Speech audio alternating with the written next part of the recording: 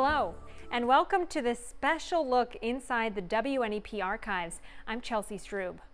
In October of 1983, all eyes of the world turned to a small island of Grenada, where the United States launched an invasion with Army Rangers. Early this morning, forces from 6 Caribbean democracies and the United States began a landing or landings on the island of Grenada in the Eastern Caribbean.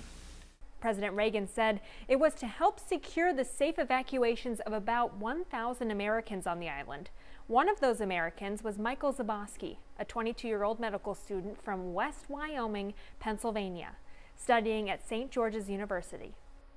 And now Michael joins us here tonight. Well, thank you for inviting me. I'm fine, thank you. Well, you traveled. We had to really look for you to get you here today. What have you been up to since 1983? You hunted me down, yes. I am currently a physician. I'm an internal medicine physician in Elizabeth, New Jersey. I also am an emergency room physician, and I'm an associate professor for Rutgers University. I teach medical students and other doctors. So you're very busy. I'm very busy. So we're lucky to have you here tonight. Thank you, yes. Tell me, what were you studying in Grenada in 1983? I was studying for my medical doctorate, which I ultimately was able to get. Okay. And so when things kind of started to become unsettled, what was your status like?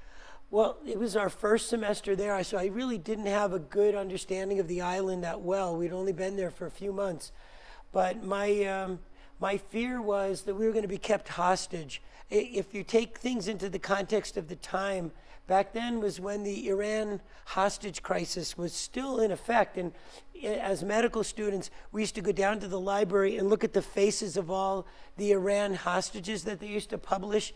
And we were thinking, oh my gosh, we're going to be one of them, because there was a shoot-on-sight curfew on the island, and there had been a military coup, and they had apparently killed a lot of the civilian leadership, and a communist dictator took over.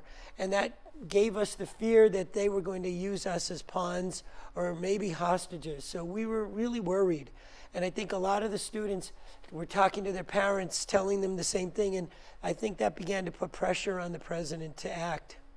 And people here at home were worried about your safety too. On October 25th, Newswatch 16's Mark Davis was with Michael's family as they anxiously waited to hear word from him.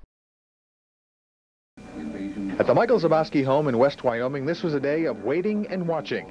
Waiting for any word from 22-year-old Michael Jr., a medical student on Grenada, and watching television news reports to try and learn more about the fate of the Americans on the tiny Caribbean island.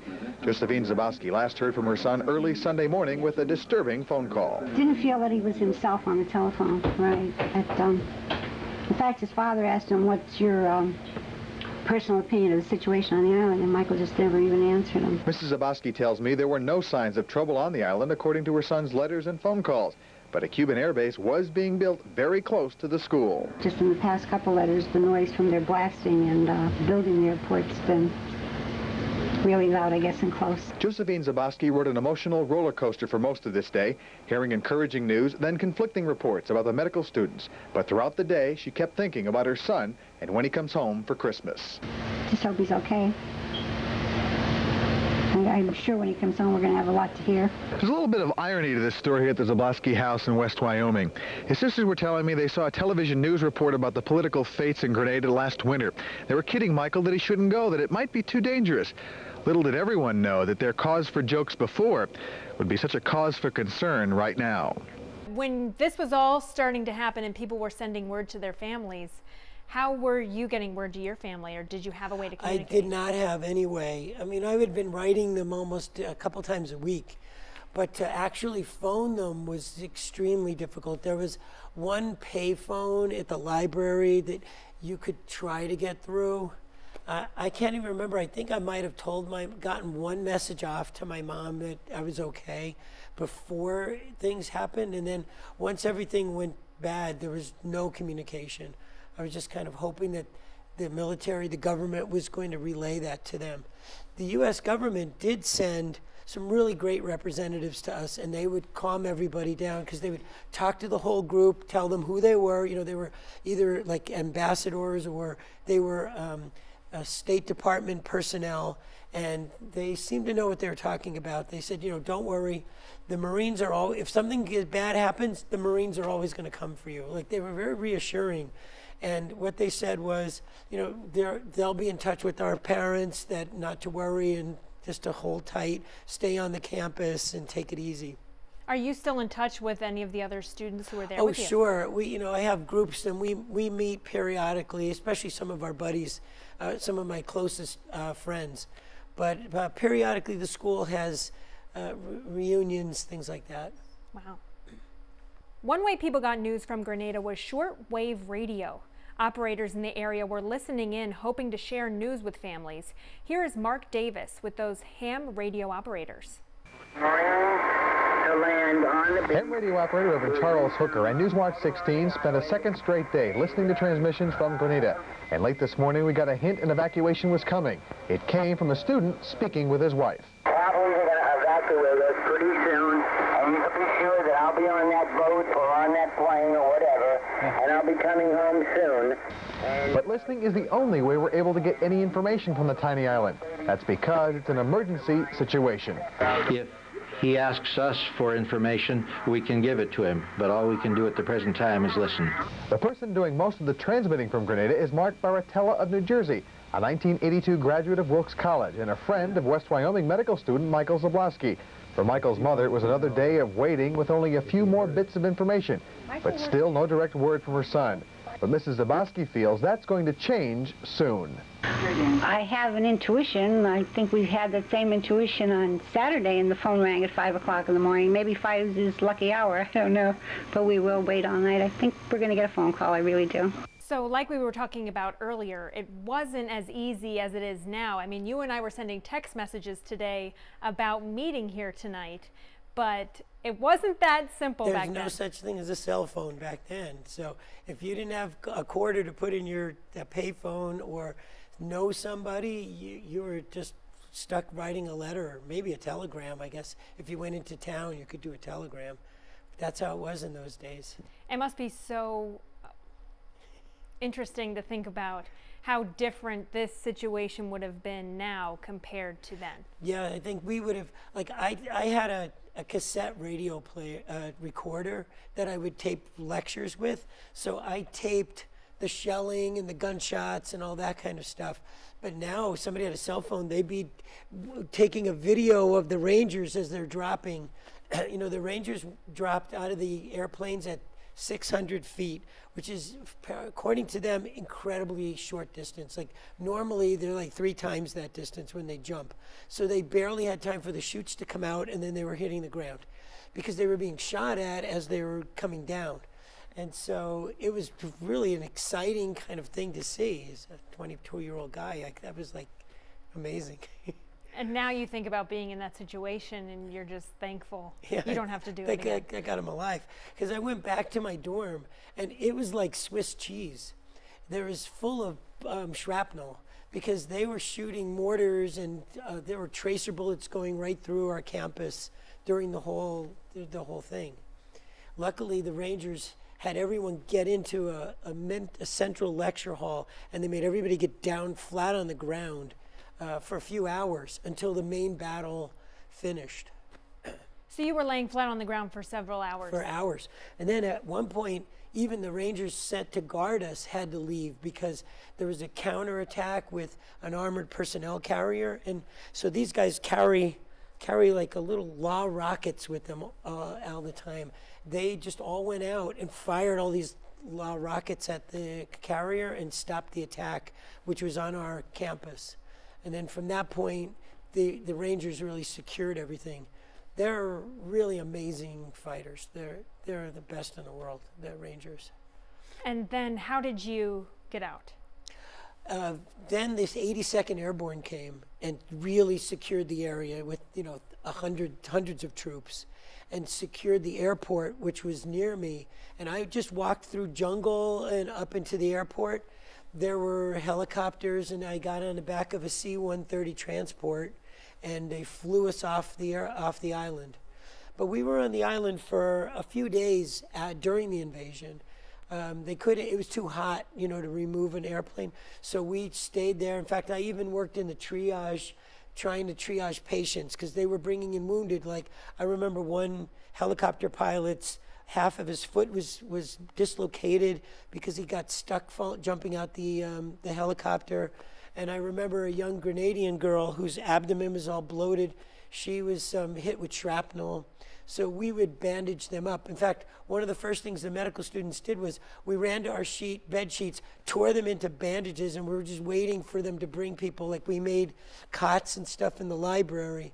And then they sent an emergency doctor to our campus, and they turned our library into an evac unit, and then they would bring people in, and they were putting chest tubes in them right there in the library on top of the books. It was kind of, just they did whatever they had to. Wow. But it was a turning point for the military in some ways too, because prior to that, it had been from the Vietnam War. There had not been a battle from the Vietnam War to Grenada, and during that time, the military's, like, the people's impression of them had dropped precipitously.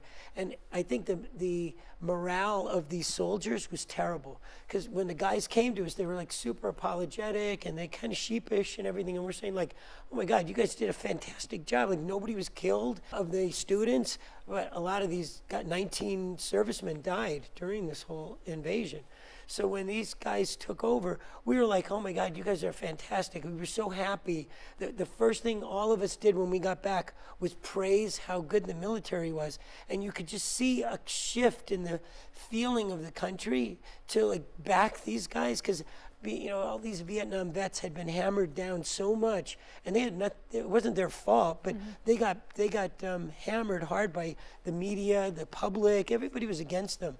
And I think this turned the tide, and now look how powerful our military guys are and how much, like, we look up to them now. It's just like, I feel like that's one of the most miraculous things that happened in the war. Sure. And so when you finally got home to the United States, it was 2 days after the invasion that Michael Zaboski's family finally spoke with him very late at night. Michael had been evacuated and made it to Charleston, South Carolina. Bob Constantini was with the family when they received the call they were waiting for. You're crying on the television. Write a story. The television is on, but no one's paying attention to the regular programs. Josephine and Michael Zaboski, along with other members of their family, anxiously await news about the students evacuated from Grenada. Their 22-year-old son, Michael Jr., was studying medicine at the St. George's campus when the invasion took place. The networks show pictures of the first plane load of students, but not of the second plane arriving in Charleston, South Carolina. That's the plane Michael is on. At long last, after almost 3 hours after the plane landed and after many phone calls from concerned friends and relatives, Michael Zaboski Jr. calls home. Don't worry about the packages on Grenada. Let the poor people have them. You what? You have a lot of stories to tell. I guess you do. You're kidding. You could probably write your own novel. After family members finish, Michael tells me the safe evacuation of students was handled by U.S. Army Rangers.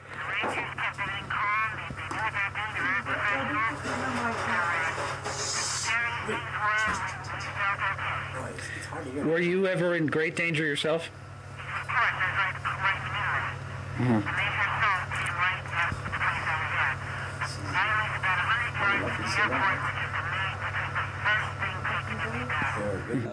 Having heard from their son, the Zaboskis want to get some sleep. They feel... Oh, great, great. You're elated. Wonderful. When will he be coming home? He'll be in the Avoca Airport around noon. During their ordeal, the Zaboskis brought out this old globe to show them where the tiny island of Grenada was. Well, now they can put it away. When you finally got into the United States and got into South Carolina, you called your family, you praised the military. What else were you thankful for when you were back on U.S. soil? Well, we were thankful to be alive, to be honest with you, and thankful that everybody got out. I think we were mostly, and it was just glad to hear my parents and glad that, because I knew what they were going through, and it was just traumatic for them. And I couldn't wait to get back and just tell them, you know, I'm here, everything is good. Because they had given everything, literally everything, to get me to medical school. And so it was really, you know, I knew it was important to them to get back home. So that was, you know, a high point of the whole thing. And then you got home. Yeah, I was so lucky. My mom had given me some traveler's checks, and I had the presents to grab them. So otherwise, I don't think I would have had to hitch a ride from Charleston, but I had enough to get a flight direct to Avoca. So I flew straight home. Wow. So that happened 3 days after the invasion. Michael was back home. Mark Davis was there when Michael arrived at the airport to be reunited with his family, and later when he returned home.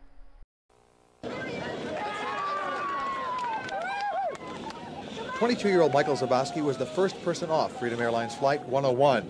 After flying out of Grenada yesterday afternoon, Michael was finally back home, running into the arms of his family, a family that agonized for 2 days, not knowing Michael's fate. Even Michael's 3-year-old nephew, Jason, got into the act. For Michael Zaboski, home is a great place to be. Well, it's sure good to see shores of home. Are you going back? Am I going back? Well, if the school's opening, I'm going to go back to school, wherever that is. I doubt it'll be in Grenada for now. For Michael's parents, Josephine and Michael Zaboski, it was relief at last. Well, we had a horrible couple of days at home. I think he lost weight since I saw him last. I know that. But thank God he's home. Thank the president for what he did, and thank everybody for everything. Michael Zaboski's now had a little time to sit back and think about his last few days in Grenada. Michael and I spent a few hours going over the invasion of the tiny island, an invasion the Grenadian government warned the students was coming. I was worried that they might be thinking in their heads, this is to make this into a hostage situation, because, you know, if they're thinking about keeping us and keeping us protected, in other words, keeping us from being rescued. The West Wyoming medical student was asleep when the shooting started early Tuesday morning. At 5:30 in the morning, you could hear the explosions, and I jumped out. I rolled out of bed. I threw on a pair of pants. I yelled at my roommate, "Get your pants on! This is it!" And that was it. The invasion had started.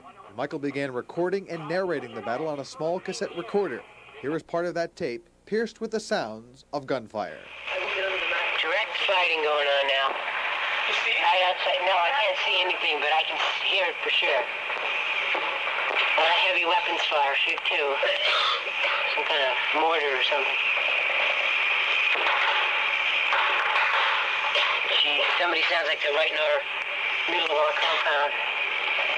While the shells were still flying, Michael and his fellow medical students set up a makeshift hospital, caring for wounded Cubans and Grenadians. When we got all together, we made a system of medicines and bandages, and we were water supply. And you're doing this while there's still cannon fire and gunfire? All the time, and whenever something very heavy would come down, some people would duck and some people would just keep going. Michael Zaboski will now keep going to medical school wherever it is, and he fully supports the American invasion. It was a necessity. I think it'll end up being good for. It was good for us. He saved our lives, and it'll be good for the Grenadian people, because I trust the United States in this, and I think they're just going to end up with a better government down there and a better living conditions. Tapes aren't the only mementos of the invasion. Michael's family has kept a scrapbook on the events of the last few days. What is it like to see images like that? Like you coming off the plane, you hugging people in Avoca? It makes me so happy, because, you know, both my mom and dad are gone now, and just to see them like that and know that they were happy, and it's so fulfilling. You know, I'm not sure I understood at the moment how traumatic it was for them.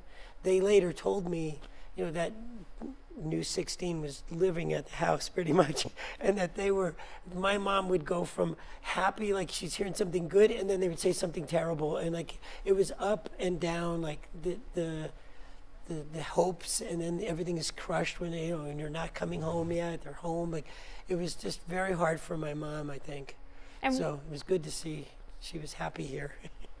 And we say 3 days, and you could think like 3 days might not be a long time, but when you are waiting for a call, or you're waiting to hear news about your son, or any kind of update, 3 days can be very long. Yeah, you don't get a text back from somebody in 3 minutes. You're wondering, where the heck are they, right? So back then, it was a huge thing. That was a very long time. But we had to get airlifted to Puerto Rico, and then we got airlifted to, I think, to another Air Force base, then got to the civilian Air Force base. Like, it took a lot of transport to get me back. And you said Newswatch 16 was pretty much staying at your parents' house. Yeah, my parents loved it. They got a kick out of it, and they loved all the guys. My mom cooked for them because that's what makes her happy. She's old-fashioned Italian, so she was happy to feed everybody, give them drinks and coffee. She just didn't, that was her element. I think that made her feel better that she was doing that. Well, then 2 weeks later, Newswatch 16 continued following you around. After returning home to West Wyoming, Michael and about 300 other medical students were at the White House in the Rose Garden for a special ceremony with President Ronald Reagan. Mark Davis has the story. Even before President Reagan appeared in the White House Rose Garden, the flags were waving as more than 300 medical students rescued from Grenada nearly 2 weeks ago let it be known it was their time to say thanks. Then, when the president finally did appear, their feelings were heard. One of those cheering students is Michael Zaboski of West Wyoming. We all knew what the situation was like down there, and we wanted to make sure the president knew we were behind him, I think, and it was just a giving. We wanted to give him our thanks. Much of the thanks came in letters and telegrams to Reagan, and the president took time to read one of those in part. We experienced many chilling and sad moments. The most upsetting of these was the sight of an American helicopter being shot down by enemy fire. There were tears in everyone's eyes as we scanned the ocean water for the sight of any survivors. We knew then how much our lives meant to the brave men fighting for our safety. The students gave Reagan 2 plaques, tangible remembrances of what they said were heartfelt thanks. Following the ceremony, the president got a chance to meet some of the students directly, and that includes one local man. I'll talk with him and other local students tonight at 11. The medical students from our area say the patriotism shown here today by all of the Grenadian medical students is something that they all feel, and they're just grateful that they had a chance to come here to the White House and show the president what they feel in person. What do you remember most about being at the White House? I'll tell you, I don't think anything could be more exciting than to meet the president. And President Reagan, you know, he had his problems with dementia or whatever, but not when I saw him. He was sharp and present, and when you spoke to President Reagan, you were the only person in the room, and he had a power about him, and maybe I'm deifying him, but I felt he was the greatest guy I ever met. And he just personally shook everybody's hands, and he looked you in the eye and thank you for, you know, what we did, because I think we turned things around for the military and the government in some ways by how much we reported on how good they were. And it was the first time in a long time that the government had really had that from citizens, I think. So it was a change in the political winds in a way. But I loved President Reagan from that minute on. And going to the White House was amazing. You know, we got to sit, my mom and dad, and they just ate it up. They sat there, they gave us tea and coffee in the tea room, like right off the balcony where you see the president do all the waving. And he did his thing, and then he comes back into us, and he's talking and milling about. It was an amazing experience. Very few people will ever get that, and I cherish those moments, and I appreciate it that I had that opportunity. Sure. And you said you went back to Grenada. What brought you back, and what was it like when you returned? I had always wanted to return, but the school, a lot of students were deathly afraid to return. Maybe it was PTSD, shell shock. They didn't want to go back. So they set us up temporarily here in the States for a while at Rutgers in New Jersey, and then Long Island, and ultimately Barbados, another island in the Caribbean. Some students went back to Grenada. I didn't need to, but then the school restarted once they rebuilt. But I went back because they had, for one, I wanted to see what it was like, and they had offered a continuing medical education course, and I took the course. It was a 1-week course there, and it was unbelievable, the transformation. When I was down there, it was corrugated metal huts that looked like an old drive-in motel that you would go to, like the Bates Motel maybe from an old scary movie. That's what we would stay in, just corrugated metal. Now it's coral stone with red tiled roof. The place looks like a resort, like the most gorgeous resort you can imagine. That's what the medical school looks like now. It's just amazing what they transformed it from this little hovel to this gigantic juggernaut of a school that's putting out, I don't know, like 1,000 students a semester. It's amazing.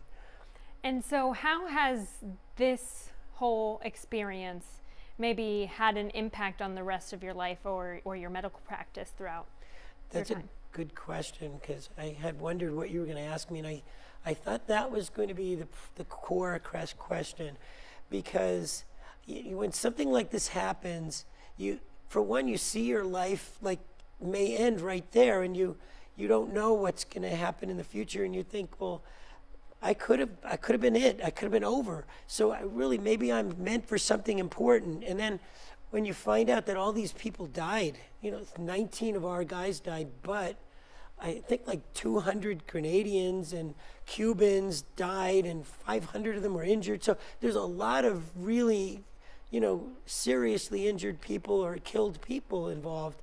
Also, I could get back. So why did I deserve that? So once that happens to you, I think you begin to live your life like you do have to do something important, and you do want your life to mean something for other people to make up for that. There's no way around that. It's almost like you're obligated when something like that happens to you. And I think that the deaths of those people, those servicemen, they're on my shoulders, and I have to do something.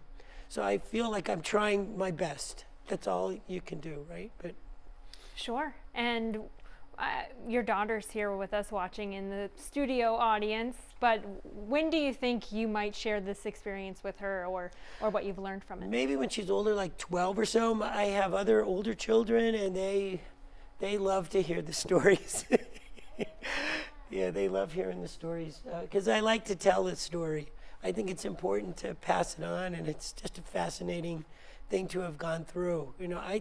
I look at it, for me, as a positive thing. It's helped me become, hopefully, a better person. But I think I've learned a lot from it. And were you surprised when we reached out to you, when we tracked you totally down? Shocked that you would call me, because I'm out in New Jersey practicing now, and you hunted me down, though. I guess you're good detectives. We try. Yeah. Well, we want to thank you so much for joining us here tonight with your family. Saffron, do you want to come and sit on my lap for a minute? This is my daughter, Saffron, and my pride and joy.